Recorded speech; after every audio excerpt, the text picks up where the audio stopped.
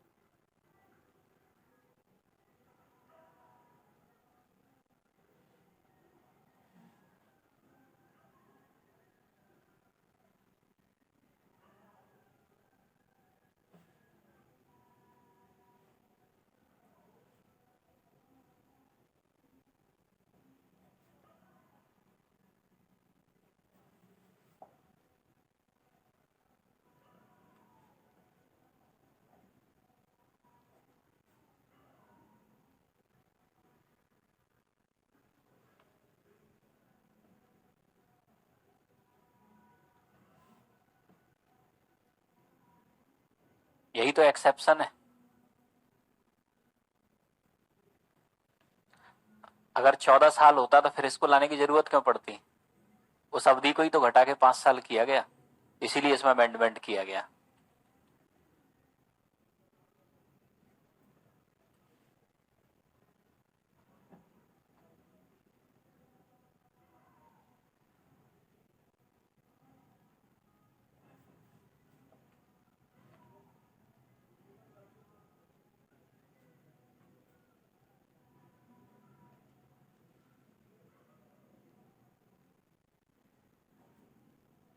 कर लिया नोट? तो अब समझना, सिटीजनशिप अमेंडमेंट एक्ट 2019, ये एक्ट आपके कहता क्या है, ठीक है? तो ये समझना कि ऐसा कोई भी व्यक्ति, कैसा कोई भी व्यक्ति आपके ऐसा आपके कोई भी व्यक्ति जो हिंदू, सिख, क्रिश्चियन, जैन, पारसी, बुद्ध इस कम्युनिटी से बिलोंग करता है और कहां रहता है ये? इंडिया, ठीक है? और आया कहां से? अफगानिस्तान, पाकिस्तान या बांग्लादेश से, ठीक है? इनमें से अगर आपके इन 3 देशों में से आपके कोई भी व्यक्ति जो किस कम्युनिटी से बिलोंग करता है? हिंदू, सिख, क्रिश्चियन, जैन, पारसी, ठीक, एंड बुद्धा, इस कम्युनिटी से आपके बिलोंग करता है, ठीक, और भारत में आपके रहता है, तो ऐसे व्यक्तियों को देशीकरण के तहत भारत की नागरिकता दे दी जाएगी, ठीक? तो देशीकरण के तहत तो पहले भी प्रोविजन था, लेकिन प्रोविजन क्या था? नेचुरलाइजेशन के तहत 14 साल भारत में, यानी 14 में से लास्ट 11 साल भारत में रहा हो, और अब इस अवधि को कर कितना दिया गया? 11 साल की जगह 5 साल। यानी कि अगर कोई भी व्यक्ति अफगानिस्तान, पाकिस्तान और बांग्लादेश से अगर इंडिया आ रहा है, ठीक है, और वो किस कम्युनिटी का है? हिंदू, सिख, क्रिश्चियन, जैन, पारसी और बुद्ध, ठीक है, इस कम्युनिटी का है, तो उस व्यक्ति को आपके नेचुरलाइजेशन के तहत भारत की नागरिकता प्रदान की जाएगी, और ये नेचुरलाइजेशन की अवधि 11 साल की जगह हो गई 5 साल, ठीक? नेचुरलाइजेशन एक्ट में क्या था? 14 साल में से 11 साल भारत में रहा हो, लास्ट का 1 साल कंप्लीट रहा हो, यानी कि इस ड्यूरेशन को आपके कम कर दिया, ठीक है?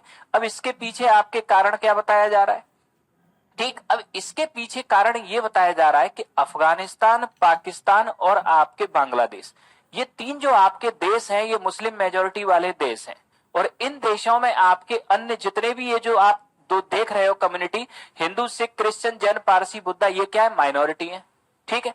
तो यहां मुस्लिम्स के द्वारा इनके ऊपर क्या किया जाता है? एक्सप्लॉइटेशन, ठीक है? इस वजह से आपके ये क्या करते हैं? भारत की ओर भागते हैं। भारत में आने का कारण भी इनका ये है, ठीक? तो इस वजह से आपके ये भारत की ओर आपके क्या करते हैं? भागते हैं, या भारत के अंदर एंटर होते हैं, ठीक? तो आपके इनको शोषण से बचाने के लिए जरूरी यह है कि इनको नेचुरलाइजेशन के तहत हम भारत की नागरिकता प्रदान कर दें, ठीक है? यह है इसके पीछे आपके तर्क। अब यहां इस पर डिस्प्यूट आपके ये है कि इस एक्ट को इसलिए लाया गया कि इन कम्युनिटी के एक्सप्लॉइटेशन की रक्षा के लिए जरूरी था, ठीक? लेकिन अगर हम एक्सप्लॉइटेशन देखें तो मुस्लिमों में भी तो आपस में हो रहा है। मुस्लिमों में आपस में कैसे हो रहा है?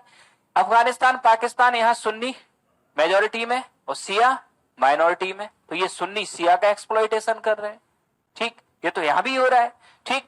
अगर यही हम आपके देखें यहां म्यांमार में आपके क्या है? रोहिंग्या मुसलमान है, रोहिंग्या मुसलमान का एक्सप्लॉइटेशन हो रहा है, इसी वजह से ये भारत की ओर भागते हैं। तो यहां आपके जो इस कानून के जो विरोध में है वो ये कहते हैं कि इसमें से मुसलमानों को क्यों बाहर किया गया, ठीक? मुसलमानों का भी तो कहीं कहीं एक्सप्लॉइटेशन हो रहा है, जैसे म्यांमार में रोहिंग्याओं का हो रहा है, अफगानिस्तान, पाकिस्तान में किसका हो रहा है? शिया मुसलमानों का हो रहा है, ठीक है? तो ये है आपके इसके पक्ष और विपक्ष में तर्क। अब ये क्या है? ये है पॉलिटिकल डिबेट का सब्जेक्ट। इसमें जितनी बहस करोगे उतनी बहस कम है, तो हम लोगों को पॉलिटिकल डिबेट में पढ़ना नहीं है, ठीक? पॉजिटिव पॉइंट है कि यहाँ इन कम्युनिटीज का आपके एक्सप्लॉइटेशन हो रहा है, इनके वेलफेयर के लिए आपके यहाँ नेचुरलाइजेशन के तहत भारत की नागरिकता की बात की गई है, ठीक? नेगेटिव पॉइंट आपके ये है कि एक्सप्लॉइटेशन तो आपके सुन्नी के द्वारा शियाओं का किया जा रहा है, म्यांमार में रोहिंग्या मुसलमानों का भी एक्सप्लॉइटेशन हो रहा है, तो उनके आपके रिहेबिलिटेशन की कोई व्यवस्था इस एक्ट के द्वारा नहीं की गई, ठीक है? अब इसके बाद में नेक्स्ट आगे समझना अगला पॉइंट। तो अब ये आपके एक्ट क्या कहता है? ये कहता है आपके कि हिंदू, सिख, क्रिश्चियन, जैन, पारसी, बुद्धा, ये आपके कम्युनिटी और ये अफगानिस्तान, पाकिस्तान, बांग्लादेश से इंडिया में आई हो, तो इन्हें आपके, ठीक, किसके तहत? इन सारी कम्युनिटीज को आपके इंडियन सिटीजनशिप आपके मिल जाएगी, किसके तहत? नेचुरलाइजेशन के तहत। और नेचुरलाइजेशन की जो आपके अवधि होगी वो आपके कितनी होगी? 5 साल, ठीक है? ये है आपके ये एक्ट। अब इसमें नेक्स्ट आगे समझना, अब सिटीजनशिप अमेंडमेंट एक्ट 2019, तो इसका कारण प्रोटेक्शन फ्रॉम एक्सप्लॉइटेशन, शोषण से सुरक्षा। अब इसका एक्सेप्शन समझना, यहां से आया हुआ आपके कोई भी व्यक्ति, एक्सेप्शन क्या है? असम के कार्बी एंगलोंग इस क्षेत्र में रह रहा हो, या फिर मेघालय के गारो हिल, त्रिपुरा की ट्राइबल एरिया, मिजोरम के आपके चकमा डिस्ट्रिक्ट, ठीक? ये सारी 6 शेड्यूल की स्टेट्स हैं, ठीक? इन लोगों को नागरिकता नहीं मिलेगी, यानी जो इन रीजन में रह रहे हैं, यानी कि आपके अफगानिस्तान, बांग्लादेश और आपके कहां से? पाकिस्तान से भाग के अगर कोई इन रीजन में रह रहा है तो इन रीजन में रहने वालों को ये प्रोविजन प्राप्त नहीं होंगे। और साथ ही inner line permit of Arunachal, Nagaland, Mizoram and Manipur. Inner line permit मतलब अंदर के वे क्षेत्र जहां ये जनजातियां, इनकी लोकल जनजातियां ज्यादा मात्रा में रहती हों, इन क्षेत्रों में रहने वालों को ये नागरिकता का फायदा नहीं मिलेगा। ये होंगे इसके एक्सेप्शन, ये इसे नोट कर लो।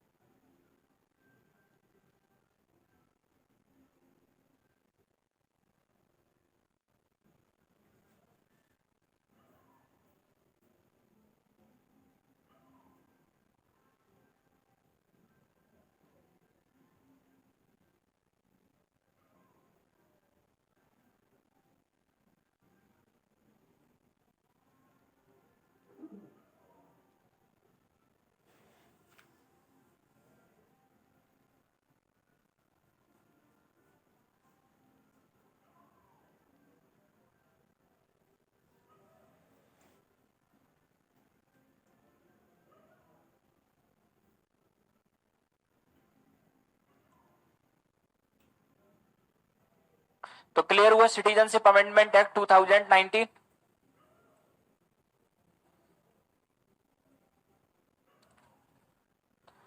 तो अफगानिस्तान, बांग्लादेश और पाकिस्तान से आने वाले, ठीक, मुस्लिम के अलावा कोई भी कम्युनिटी जो भारत आपके रह रही हो, ठीक है, और ये अगर भारत की नागरिकता प्राप्त करना चाहे नेचुरलाइजेशन के तहत तो उसे मिल जाएगी, लेकिन ये अवधि होगी नेचुरलाइजेशन की सिर्फ 5 साल।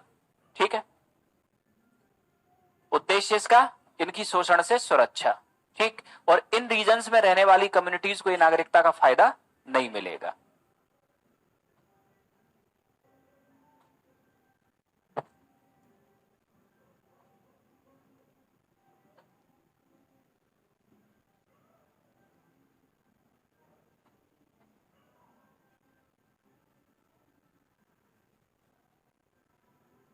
नहीं, जैसे मान लिया कि कोई आपके म्यांमार से, यार कि बांग्लादेश से आया, ठीक, अब वो दिल्ली बस गया आके, तो यहां तो मिल जाएगा फायदा। अगर वो इनमें से किसी एरिया में बस गया तो नहीं ले सकता। ये लोकल इंटरेस्ट को बढ़ाने के लिए है ना, ये सारी क्या ट्राइबल रीजन है ये, ठीक, वहां बाहर के लोगों को बसने की अनुमति वैसे भी सरकार नहीं देती। ठीक है,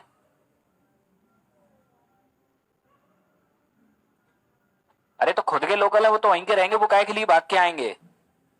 उन्हें तो पहले ही मिली हुई है, उन्हें क्यों नहीं मिलेगी?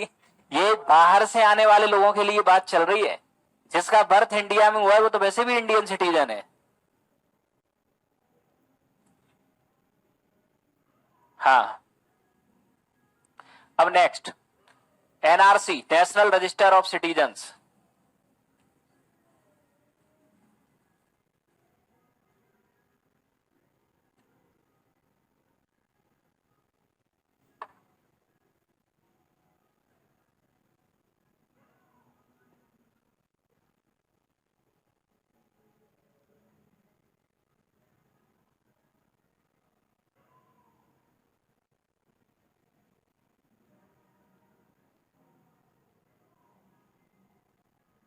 क्या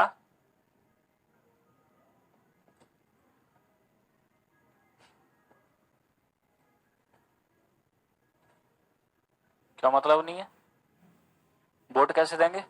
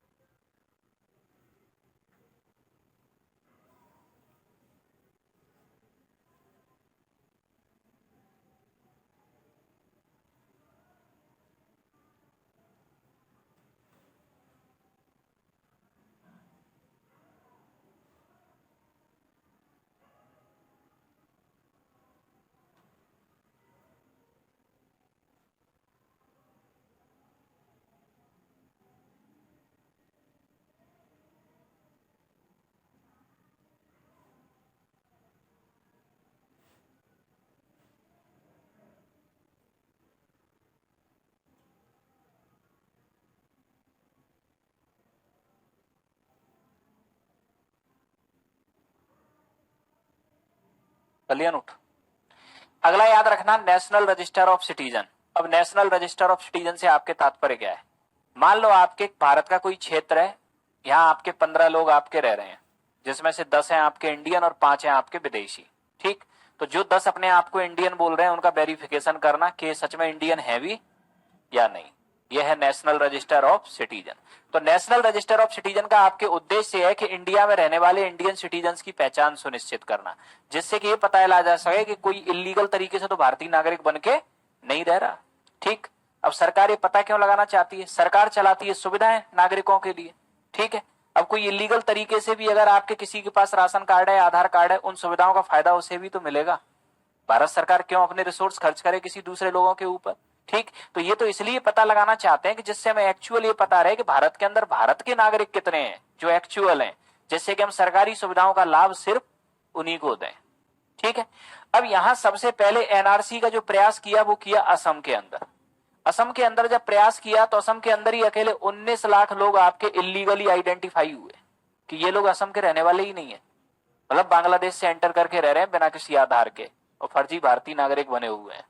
ठीक, तो अब सब असम के अंदर ये स्थिति है तो पूरे देश के अंदर क्या स्थिति होगी?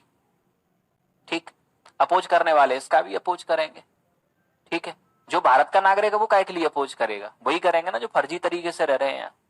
ठीक है, अब इसके बाद में नेक्स्ट अगला समझना। अब अगला कंसेप्ट आपके नेशनल पॉपुलेशन रजिस्टर एनपीआर, ये कंसेप्ट क्या कहता है?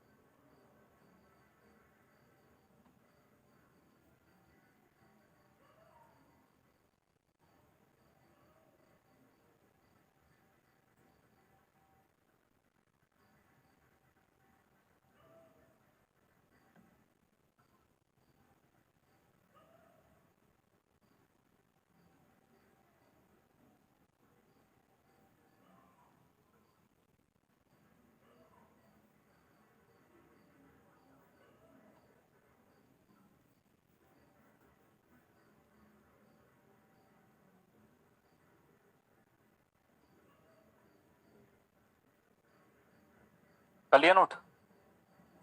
तो नेशनल पॉपुलेशन रजिस्टर, अब नेशनल पॉपुलेशन रजिस्टर क्या कहता है? नेशनल पॉपुलेशन रजिस्टर का मतलब यह है कि भारत में टोटल कितने लोग रहते हैं। दो प्रकार के लोग हैं, एक इंडियन सिटीजन और एक फॉरेनर। तो कुल लोगों की संख्या आपकी काउंट करते हैं हम किसमें? नेशनल पॉपुलेशन रजिस्टर में। ये आपके काउंट करेगा कौन? Register of general registrar general of India. अब यहां याद रखना कि इसमें आपके कैसे लोगों को हम काउंट करेंगे, कोई व्यक्ति किसी प्लेस पे पिछले 6 महीने से रह रहा है और आगे 6 महीने रहने की उसकी इच्छा है, तो उसकी हम काउंटिंग करेंगे उस प्लेस में, कहा नेशनल पॉपुलेशन रजिस्टर। उद्देश्य क्या है, अगर हमें यह पता होगा कि आपके कितने लोग यहाँ लास्ट 6 मंथ से रह रहे हैं और कितने लोग अगले 6 महीने रहने वाले हैं, तो उनकी संख्या के हिसाब से हम उस क्षेत्र का सोशल इकोनॉमिक डेवलपमेंट और वहां का बेहतर वेलफेयर की योजना बना पाएंगे। यह है आपके इसका उद्देश्य।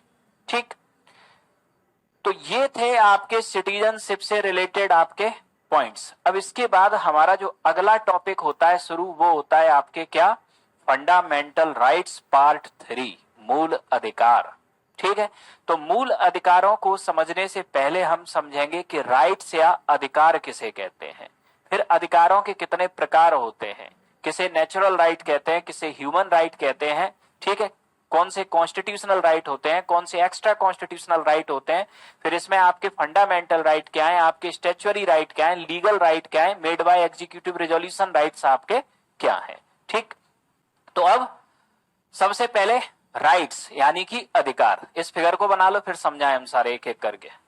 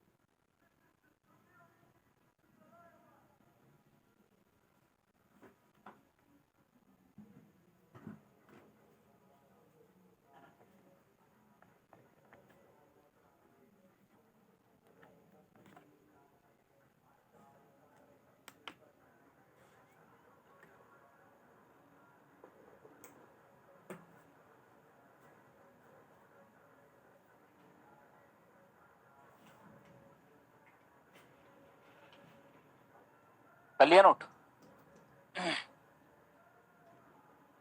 तो समझना सबसे पहले तो हम आपके ये समझते हैं कि राइट्स यानी कि अधिकार हम किसे कहते हैं, ठीक है। अब अधिकारों की बात करें तो अधिकारों का अर्थ होता है best surviving conditions required for development and welfare या डेवलपमेंट एंड ग्रोथ, ठीक। यानी कि आपके वे बेहतर दशाएं जो हमारी वृद्धि, विकास और कल्याण के लिए क्या हो, आवश्यक हो। अगर ये दशाएं हमें नहीं मिली तो हम अपना जीवन निर्वाह नहीं कर पाएंगे, ठीक। अब यहां देखना, तो बेस्ट सर्वाइविंग कंडीशन, अगर हम बेस्ट सर्वाइविंग कंडीशंस की बात करें तो जीने की सबसे बेस्ट सर्वाइविंग कंडीशन सबसे पहले देती है नेचर यानी कि प्रकृति, ठीक है। क्योंकि अगर प्रकृति ने वो हमें सर्वाइविंग कंडीशंस नहीं दी होती तो क्या हम सर्वाइव कर पाते? नहीं कर पाते।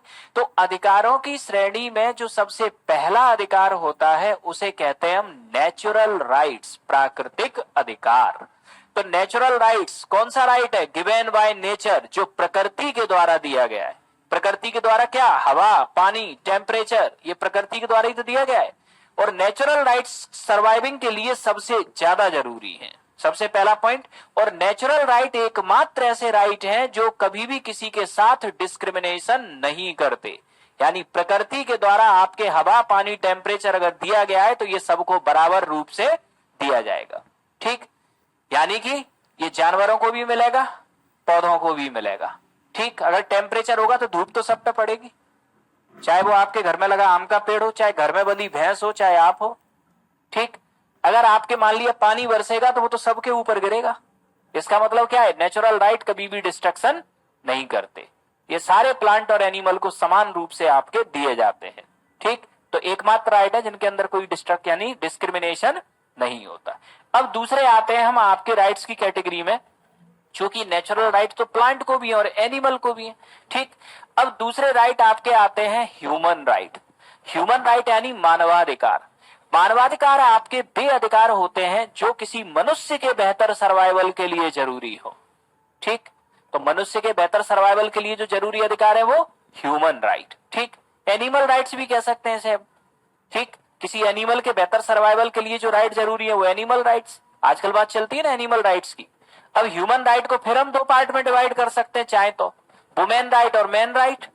वुमेन राइट जो महिलाओं के बेहतर सर्वाइवल के लिए जरूरी है, मेंस राइट जो पुरुषों के बेहतर सर्वाइवल के लिए जरूरी है, ठीक। अब यहां याद रखना, तो नेचुरल राइट्स प्रकृति के द्वारा आपके दिए गए और ये राइट्स कभी भी डिस्क्रिमिनेशन या भेदभाव नहीं करते।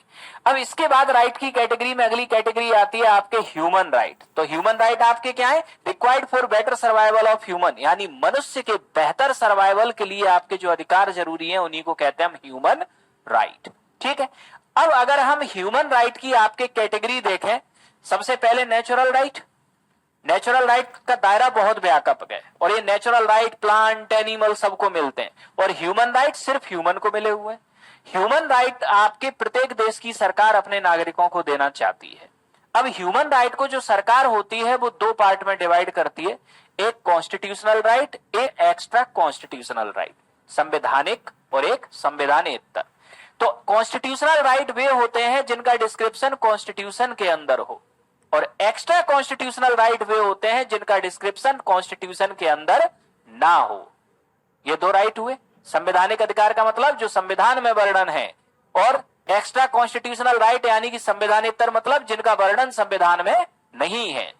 अब ये जो आपके कॉन्स्टिट्यूशनल राइट है ये फिर दो पार्ट में डिवाइड होते हैं, fundamental right and legal right, ठीक। तो फंडामेंटल राइट क्या है? ये कॉन्स्टिट्यूशनल राइट है, ठीक। अब फंडामेंटल राइट की व्यवस्था यानी इन्हें कैटेगराइज कैसे करते हैं? ऐसे कॉन्स्टिट्यूशनल राइट अगर इनका वायलेशन हुआ, इनका उल्लंघन हुआ, तो इन्हें डायरेक्ट प्रोटेक्ट किया जाएगा सुप्रीम कोर्ट के द्वारा। तो ऐसे कॉन्स्टिट्यूशनल राइट क्या कहलाएंगे? Fundamental right. यानी कि फंडामेंटल राइट भी कॉन्स्टिट्यूशनल राइट है, लेकिन खास बात क्या है? अगर इनका वायलेशन हुआ तो सीधा सुप्रीम कोर्ट प्रोटेक्शन देगा इनको, आर्टिकल 12 से लेके 35, ठीक। अब लीगल राइट, लीगल राइट की खास बात क्या है? ये भी कॉन्स्टिट्यूशनल राइट है, कॉन्स्टिट्यूशन में वर्णन है, लेकिन अगर इनका वायलेशन हुआ तो ऑर्डिनरी प्रोसेस ऑफ लॉ से इनका प्रोटेक्शन होगा, ठीक। Subordinate court, district and session court, high court और फिर सुप्रीम कोर्ट। यहां सुप्रीम कोर्ट पहुंचने में देर लगेगी। जैसे कि आपके राइट टू प्रॉपर्टी का वायलेशन होगा तो ऐसा नहीं कि सीधा सुप्रीम कोर्ट भाग जाओगे, आप सिस्टम से जाओगे, ऑर्डिनरी प्रोसेस ऑफ लॉ। ठीक, अब एक्स्ट्रा कॉन्स्टिट्यूशनल आपके राइट्स की अगर हम बात करें, अब एक्स्ट्रा कॉन्स्टिट्यूशनल राइट का मतलब क्या है? इन राइट का वर्णन संविधान के अंदर नहीं है। संविधान के अंदर नहीं है तो फिर कहां से आए? कोई तो लाया होगा इनको। तो अब यहां पहली राइट होते हैं स्टैच्यूटरी राइट, संविधिक अधिकार। स्टैच्यूटरी राइट वे होते हैं जो पार्लियामेंट के द्वारा बनाए गए हो। और स्टैच्यूटरी राइट की खास बात यह है कि इनके प्रोटेक्शन का एक स्पेशल मैकेनिज्म होता है। जैसे कि आपके राइट टू इंफॉर्मेशन, आरटीआई, आपने कहीं आरटीआई डाली, आपको सूचना नहीं मिली, मतलब आपके राइट का वायलेशन हुआ, तो आप कहां जाओगे? District information commissioner, state information commissioner, central information commissioner, मतलब अलग मैकेनिज्म है ना इनके निवारण का। कंज्यूमर राइट्स, अगर कंज्यूमर राइट का वायलेशन हुआ तो कहां जाओगे? Consumer forum, district consumer forum, state consumer forum, central consumer forum. यानी कि आपके स्टैच्यूटरी राइट क्या है? ये एक्स्ट्रा कॉन्स्टिट्यूशनल राइट है। इनकी खास बात आपके ये कि अगर इनका वायलेशन आपके होता है, ठीक, तो इनके वायलेशन पर स्पेशल मैकेनिज्म की व्यवस्था की गई है जिससे इनको लागू कराया जा सके, like right to information, consumer right. अब अगली कैटेगरी राइट्स की होती है right given by executive resolution, कार्यपालिका प्रस्ताव के द्वारा दिए गए आपके राइट्स। अब कार्यपालिका प्रस्ताव के द्वारा दिए गए राइट्स आपके कौन से हैं? जो प्रेसिडेंट ऑर्डर से आपके दिए जाए। ठीक, इनका वायलेशन सबसे आसान है, इनको तो कोर्ट ही आपके क्या है, नल एंड वॉइड कर देती है कभी भी। ठीक, क्योंकि ये ना तो पार्लियामेंट ने बनाए हैं ना संविधान में। ठीक, तो सबसे कम अवधि इन्हीं राइट्स की होती है। ठीक है, तो अब क्लियर हुए सारे राइट, इसे नोट कर लो। क्या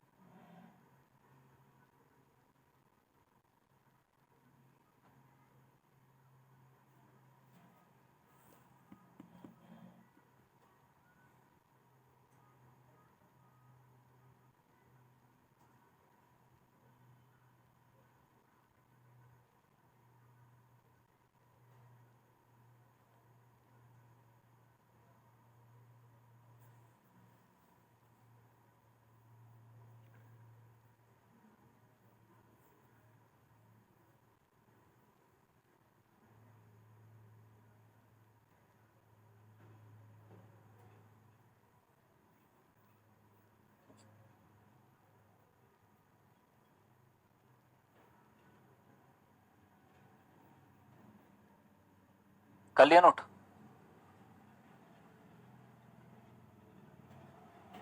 क्या प्रेसिडेंट ऑर्डर आपके किस स्थिति में देते हैं? जब पार्लियामेंट सेशन में ना हो। ऑर्डिनेंस क्या होता है? प्रेसिडेंट ऑर्डर ही होता है ना, ठीक। या जब सरकार को लगे कि पार्लियामेंट में उसका बहुमत नहीं है, पास नहीं होगा ये, तो कुछ टाइम निकालने के लिए प्रेसिडेंट ऑर्डर से करवा देगी, ठीक। क्योंकि जब तक जुडिशरी उस पर एक्शन लेगी तब तक 2-4 महीने तो ही जाएगा ना। जैसे 2014 में आपके प्रेसिडेंट ऑर्डर से इलेक्शन से पहले जाट रिजर्वेशन दे दिया गया, जाटों को आरक्षण दिया गया था ना, सुप्रीम कोर्ट ने 2 ही महीने में उठा के बंद कर दिया, ठीक।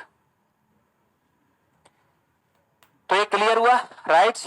तो राइट्स यानी कि best survival conditions, natural rights nature के द्वारा दिए गए, ह्यूमन राइट्स ह्यूमन के बेहतर सर्वाइवल के लिए जरूरी, ठीक। कॉन्स्टिट्यूशनल राइट जिनका वर्णन कॉन्स्टिट्यूशन में हो, एक्स्ट्रा कॉन्स्टिट्यूशनल राइट जिनका वर्णन कॉन्स्टिट्यूशन में ना हो, ठीक।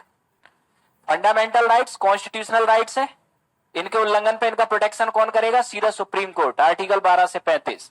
लीगल राइट ये भी कॉन्स्टिट्यूशनल राइट है, इनका प्रोटेक्शन ऑर्डिनरी प्रोसेस से होगा, अगर इनका वायलेशन होता है तो ये लोअर कोर्ट, फिर आपके डिस्ट्रिक्ट कोर्ट, फिर आपके high court, then supreme court, ठीक। Example right to property, statutory right extra constitutional right है, इनका वर्णन कॉन्स्टिट्यूशन में नहीं है, पार्लियामेंट के द्वारा बनाए जाते हैं, प्रोटेक्टेड बाय स्पेशल मैकेनिज्म, जैसे right to information, consumer right, और गिवन बाय एग्जीक्यूटिव रेजोल्यूशन ये भी एक्स्ट्रा कॉन्स्टिट्यूशनल राइट है, प्रेसिडेंट के ऑर्डर के द्वारा निर्मित, ठीक। ये तो बनते हैं और बनते ही आपके खत्म भी हो जाते हैं, ये 1-2 महीने से ज्यादा चलते ही नहीं है, ये तभी चल सकते हैं जब पार्लियामेंट इनके ऊपर अपनी मोहर लगा दे, और अगर पार्लियामेंट ने मोहर लगा दी तो फिर ये राइट इधर पहुंच जाएगा, ठीक।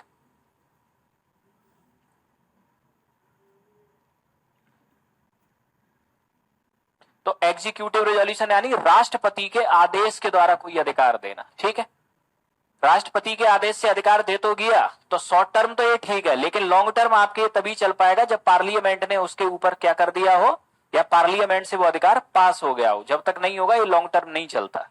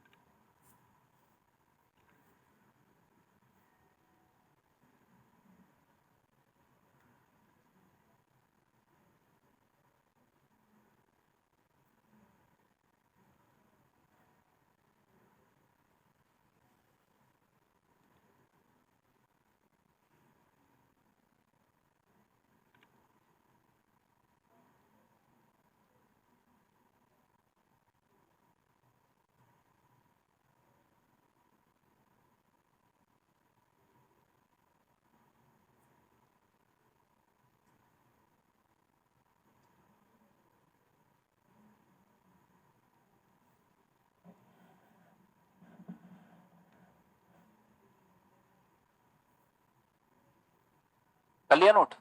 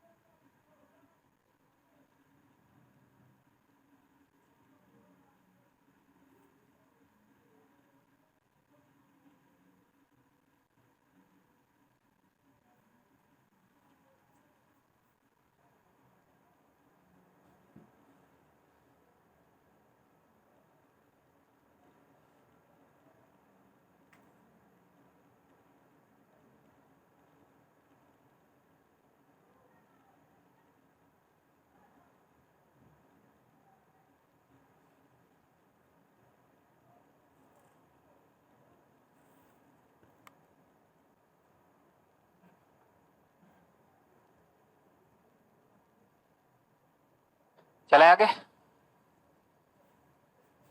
तो अब हम आते हैं इसके बाद फंडामेंटल राइट्स, मूल अधिकार। ठीक है, मूल अधिकारों का वर्णन आपके इंडियन कॉन्स्टिट्यूशन के पार्ट 3 में है। ठीक है, दूसरा याद रखना आर्टिकल 12 से 35 तक इनका डिस्क्रिप्शन, और कहां से लिए गए मूल अधिकार, यूएसए। ठीक, अब नेक्स्ट आगे समझना। सबसे पहले तो हम ये देखें कि इंडियन कॉन्स्टिट्यूशन में फंडामेंटल राइट को कैसे डिफाइन किया गया है। तो याद रखना कि भारतीय संविधान में आपके फंडामेंटल राइट को डिफाइन नहीं किया गया है। ठीक, fundamental rights not define in Indian constitution. भारतीय संविधान में फंडामेंटल राइट्स के सिर्फ टाइप दिए गए हैं, ये नहीं बताया गया कि फंडामेंटल राइट की डेफिनेशन क्या है, फंडामेंटल राइट हम कहते किसे हैं। फंडामेंटल राइट को पहली बार आपके डिफाइन किया था सुप्रीम कोर्ट ने 1967 में। सुप्रीम कोर्ट के अंदर एक केस आया था 1967 में, Golaknath versus Punjab state case. और इस Golaknath versus Punjab state case में सुप्रीम कोर्ट कहती है कि fundamental right are natural rights essential for physical, mental and spiritual development of any person. यानी कि मूल अधिकार आपके प्राकृतिक अधिकार हैं जो किसी व्यक्ति के भौतिक, बौद्धिक और आध्यात्मिक विकास के लिए अत्यंत जरूरी हैं। ठीक, तो सबसे पहले फंडामेंटल राइट की डेफिनेशन आप नोट कर लो।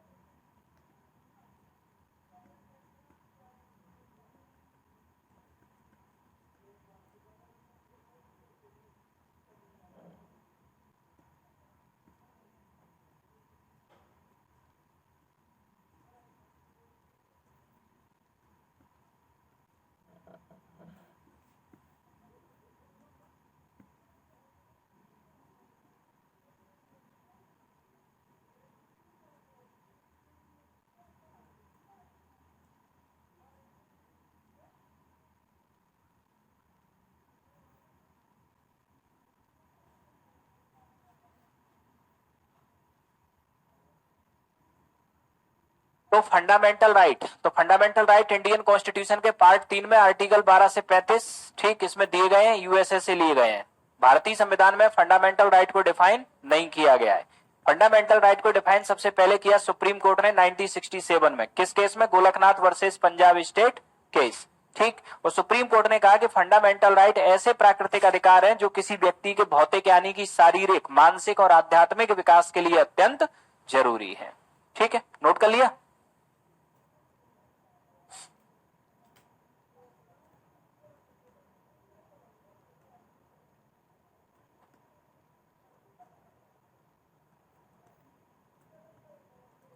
अब नेक्स्ट हम आपके देखें कैरेक्टरिस्टिक्स ऑफ फंडामेंटल राइट, यानी कि आपके मूल अधिकारों की आपकी विशेषताएं।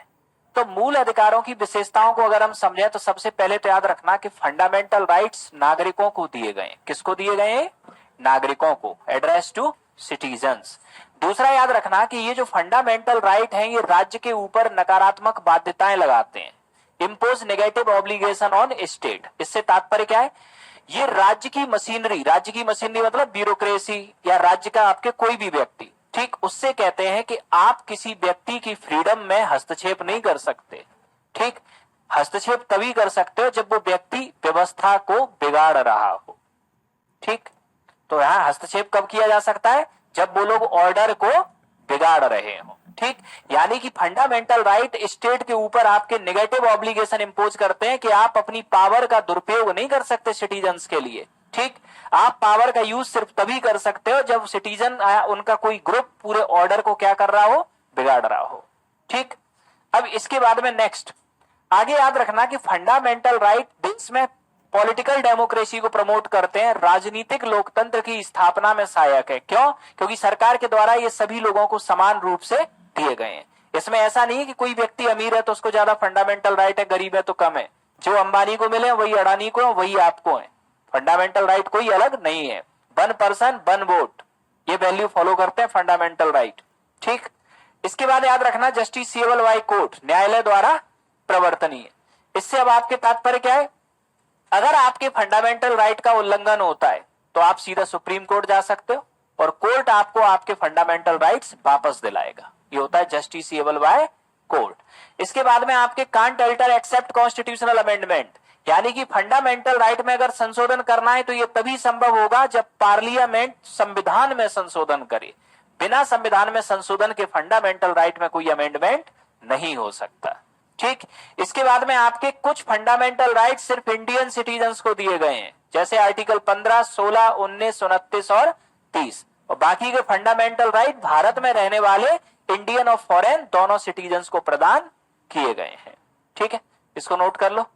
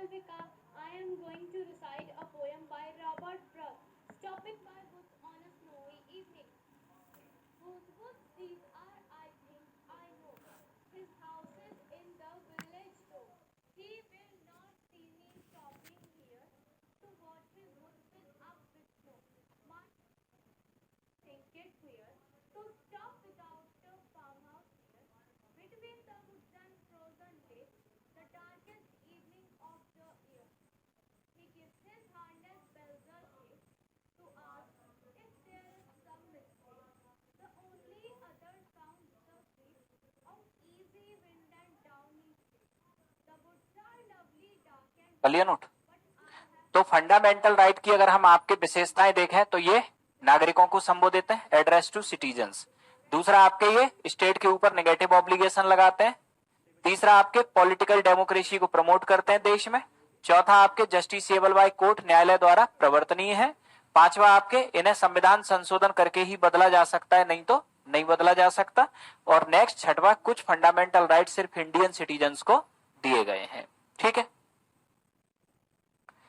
अब नेक्स्ट याद रखना कि भारतीय संविधान में अगर हम बात करें फंडामेंटल राइट की, तो जो बेसिक कॉन्स्टिट्यूशन, आधारभूत संविधान, जो 26 जनवरी 1950 को आपके लागू हुआ, तो 26 जनवरी 1950 को आपके बेसिक कॉन्स्टिट्यूशन में आपके 7 फंडामेंटल राइट थे।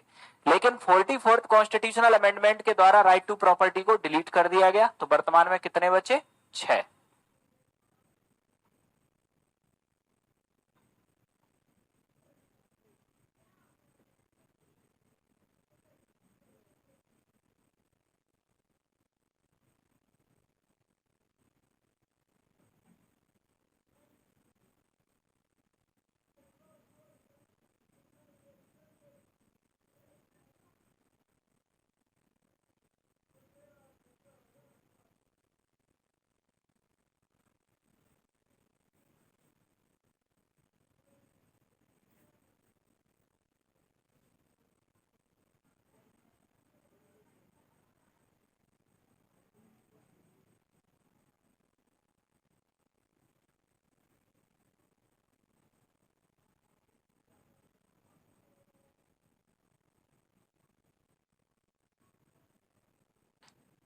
Clear note.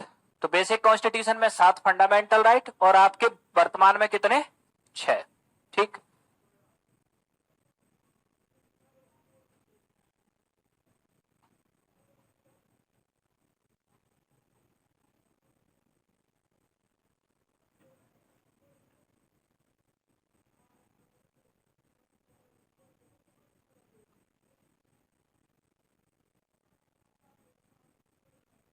अब 6 फंडामेंटल राइट की अगर हम बात करें तो राइट टू इक्वेलिटी, ठीक, समता का अधिकार, आर्टिकल 14 से 18। राइट टू फ्रीडम, स्वतंत्रता का अधिकार, आर्टिकल 19 टू 22। ठीक। राइट अगेंस्ट एक्सप्लॉइटेशन, शोषण के विरुद्ध अधिकार, article 23-24। Right to religious freedom, धार्मिक स्वतंत्रता का अधिकार, आर्टिकल 25 से 28। एजुकेशनल एंड कल्चरल राइट, शिक्षा व संस्कृति का अधिकार, आर्टिकल 29-30। और राइट टू कॉन्स्टिट्यूशनल रेमेडी, संवैधानिक उपचारों का अधिकार, आर्टिकल 32। ठीक। तो ये है आपके 6 फंडामेंटल राइट्स, इसे नोट करो।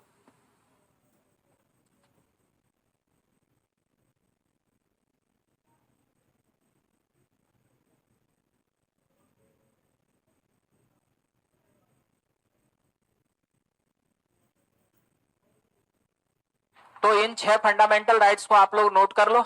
सारे आर्टिकल्स को अब डिटेल में समझेंगे हम नेक्स्ट क्लास में।